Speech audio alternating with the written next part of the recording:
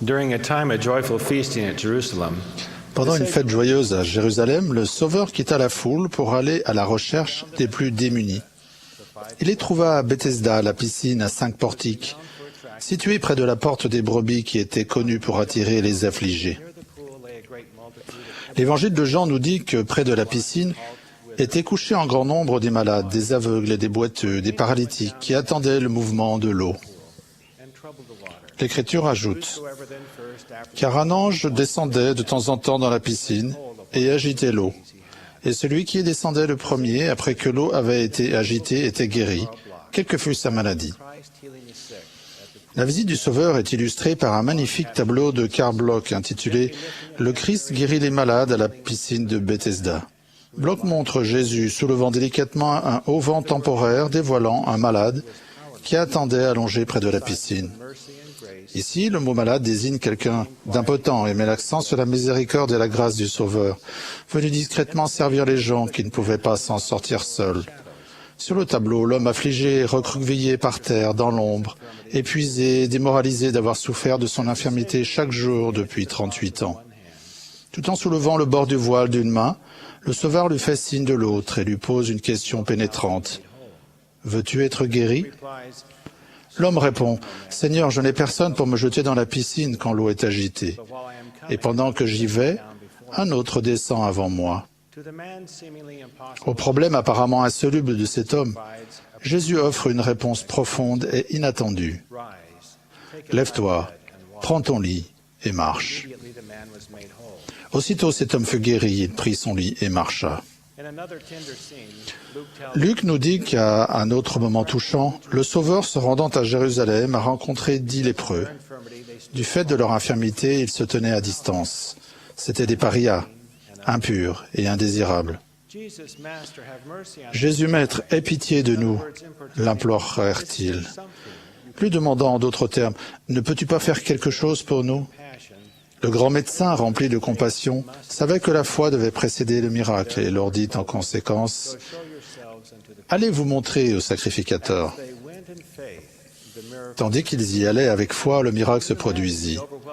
Pouvez-vous imaginer la joie débordante à chaque pas quand ils ont vu en temps réel leur corps être purifié, guéri et rétabli? L'un d'eux, se voyant guéri, revint sur ses pas, glorifiant Dieu à haute voix. Il tomba sur sa face aux pieds du Maître et lui rendit grâce. Jésus lui dit, « Lève-toi, va, ta foi t'a sauvé. » Quand j'étais médecin et chirurgien, ma pratique se concentrait sur la reconstruction et la correction du physique. Jésus-Christ guérit le corps, l'intellect et l'esprit, et la guérison qu'il opère commence avec la foi. Vous rappelez-vous avoir été guéri et avoir débordé de foi et de joie. Souvenez-vous du moment où Dieu vous a confirmé que vous êtes son fils ou sa fille et qu'il vous aime énormément. Et vous vous êtes senti guéri.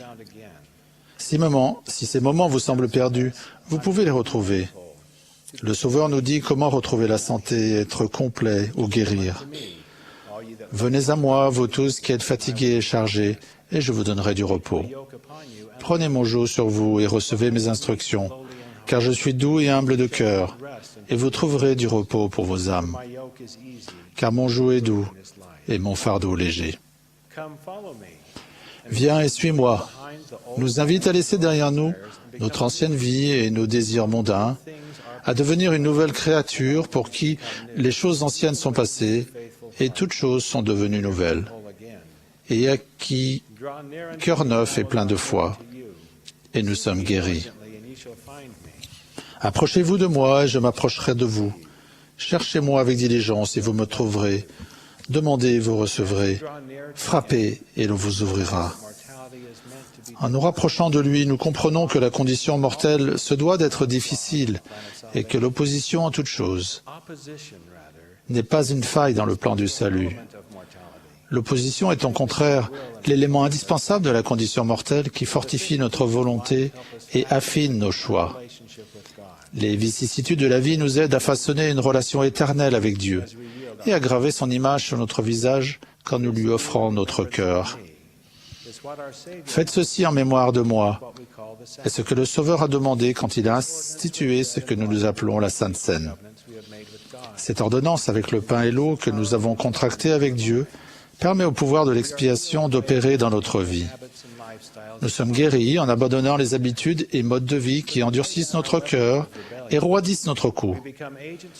Quand nous déposons les armes de notre rébellion, nous agissons véritablement par nous-mêmes et nous ne sommes plus aveuglés par les sophismes de Satan, ni assourdis par les bruits discordants du monde profane.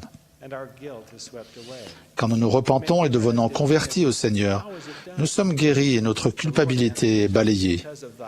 Comme Enos, nous pouvons nous demander « Comment cela se fait-il » Le Seigneur répond « À cause de ta foi en Christ, c'est pourquoi va, ta foi t'a purifié. » Corrie ten Boom, fervente chrétienne néerlandaise, a trouvé pareille guérison en dépit de son emprisonnement dans un camp de concentration pendant la Deuxième Guerre mondiale. Elle a beaucoup souffert, mais contrairement à Betsy, sa sœur bien-aimée qui est morte dans l'un de ces camps, elle a survécu. Après la guerre, elle a souvent raconté ses expériences de guérison et de pardon. Une fois, un ancien garde nazi qui avait été impliqué dans l'enfermement cruel de Corrie à Ravensbrück, en Allemagne, est allé la trouver, se réjouissant de son message sur le pardon et l'amour du Christ. « Je suis reconnaissant de votre message, Fraulein, dit-il.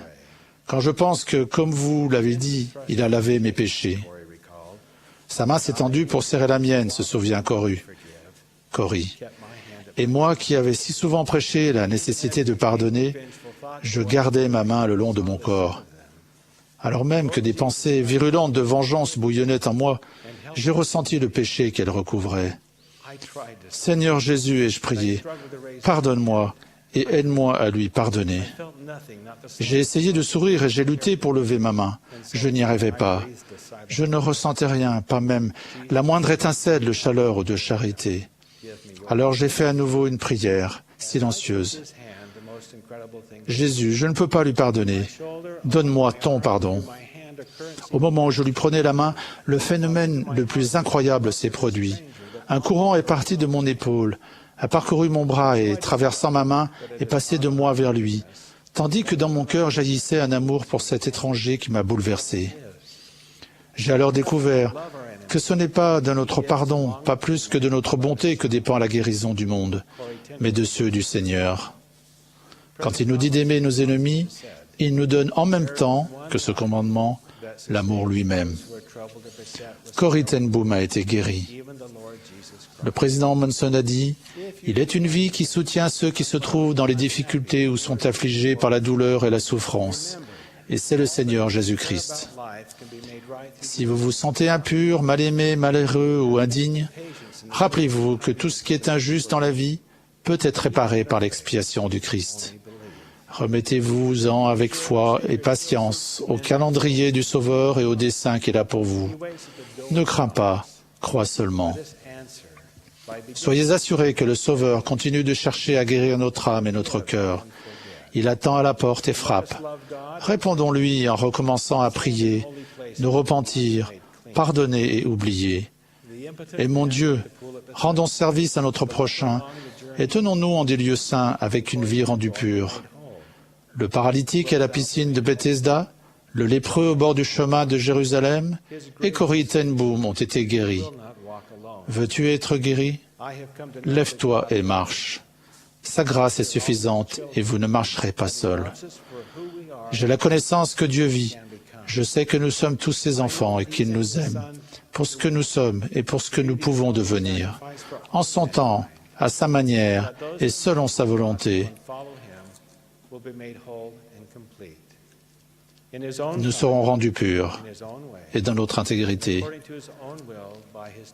selon sa volonté et ses tendres miséricordes. C'est mon témoignage au nom de Jésus-Christ. Amen.